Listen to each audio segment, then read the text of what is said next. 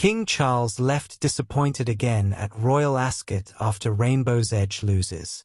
At the prestigious Royal Ascot Festival on June 18th, King Charlesand Queen Camilla faced renewed disappointment when Rainbow's Edge, their highly fancied filly, failed to win the Kensington Palace Stakes. It marked yet another day without royal success, underscoring a slow start to the royal stables campaign this year. The royal couple attended the race amid significant anticipation. Rainbow's Edge, trained by John and Thady Gosden and ridden by champion jockey William Buick, went off at 7-2 favourite.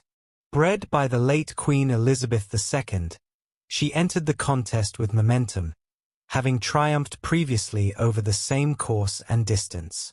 Hello viewers, please remember to subscribe and click on the notifications bell icon, so you will be notified whenever we upload new cookies about the British royal family.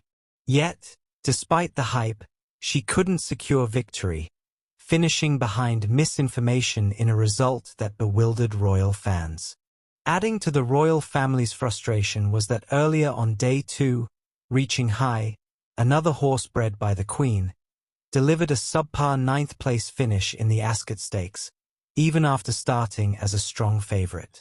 These results mean King Charles remains without a winner at Royal Ascot this week, in contrast to his emotional first win with Desert Hero in 2023. Royal Ascot has long been intertwined with the monarchy. Queen Elizabeth II secured over 20 wins during her 70-year reign, and her legacy took a high-profile moment with Desert Hero King Charles's first victory as monarch last year. Yet, this year's festival has proven the challenge of sustaining that success. King Charles and Queen Camilla's forward in the official race program reflected their enduring optimism. Having experienced the thrill of victory at Royal Ascot ourselves in 2023, we can only wish all those competing this week the very best of luck. Their statement celebrated the Queen's enduring connection to the event while bestowing goodwill on this year's runners. Despite these well wishes, the reality has been sobering. After Reaching High's disappointing run and now Rainbow's Edge's defeat, the Royals have yet to find that winning spark. The trio of losses has prompted racegoers and Royal Box attendees to contemplate the increasing difficulty of capturing victory even for a traditionally dominant stable. With 3 days still remaining, anticipation remains that King Charles and Queen Camilla may yet experience a winning moment. The Gosdens expressed belief in Rainbow's Edge, dubbing her a fast-improving filly with more potential to come. Meanwhile, bettors and royal supporters alike are eagerly awaiting the next entry. The mood in the Royal Box has been cautious rather than celebratory. Behavioral analysts have suggested that King Charles, who doesn't get as excited as his mother about horse racing, is facing emotional strain in this year's event. Yet his consistent attendance day 1 to 5 demonstrates his dedication to upholding a cherished royal tradition. Despite back-to-back disappointments, the King's presence continues to lend gravitas to the festival. Royal Ascot's blend of equestrian spectacle, fashion, and royal pageantry is as much about legacy as wins. For the monarch and his family, the pursuit of victory remains a centerpiece, even if the triumph has yet to materialize. King Charles indulges quirky hobby that greatly amused late Queen at Highland Castle. King Charles is set to add his signature garden maze to the late Queen Mother's iconic Scottish castle in a bid to attract more visitors. The monarch is creating a new labyrinth in the grounds of the castle in Caithness, which is owned by the King's Foundation and was beloved by his late grandmother. The castle was originally known as Barragel Castle when Queen Elizabeth, the Queen Mother, first saw it in 1952 while mourning the death of her husband, King George VI. She restored the property near Thurso during the 1950s and spent many holidays there until October 2001. Her grandson, King Charles, now spends more than a week at the castle each summer. A keen gardener, he has made changes to the gardens originally created by his grandmother, who died in 2002 at the age of 101. The new maze at the beautiful Castle of May will feature ornamental towers in the middle in the hope of attracting younger guests such as children and teenagers. Highland Council is expected to make a decision on the planning application by August. It reads, "The project proposes a new maze garden and folly located within a clearing in the woodland to the southeast of the castle. The folly and maze will form part of the visitor attraction.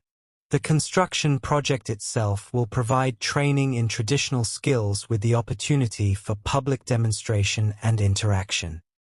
The hedges to the maze would be made from fuchsia like some of the hedges within the walled garden. The hedges would be grown to 1.2 m height. The role of the new building is to be the central focal point of a new maze within the woodland. It is ornamental and provides seating for people at the completion of their visit to the maze. It should appeal to all visitors to the maze, including children and teenagers, and it should be accessible for people with various types of impairments, such as mobility, sight, hearing, and autism." The monarch's quirky love of mazes much amused his late mother, Queen Elizabeth, and he built his first at Dumfries House before making another in Balmoral and Sandringham. The Castle of May will become his fourth royal maze. King Charles is not going to stop working anytime soon, Forsyth claims.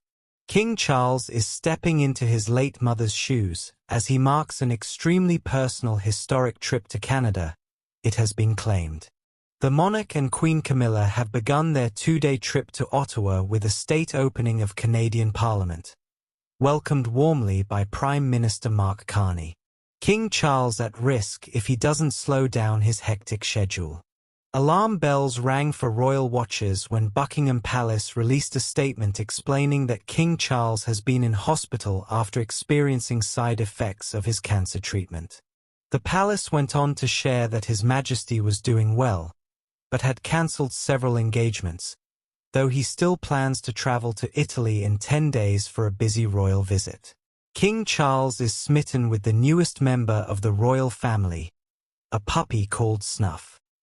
According to The Sun, the King, 76, is the proud new owner of a Lagotto Romagnolo dog he received as a gift 4 weeks ago.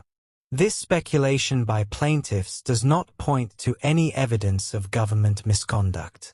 Charles is besotted with his puppy.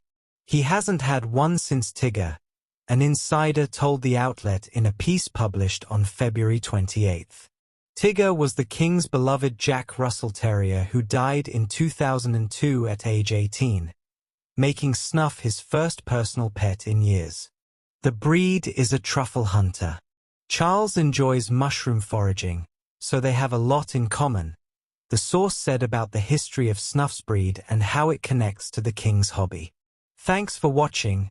Please don't forget to like this video and drop comments. And most importantly, don't forget to subscribe and hit the notification bell so you don't miss anything.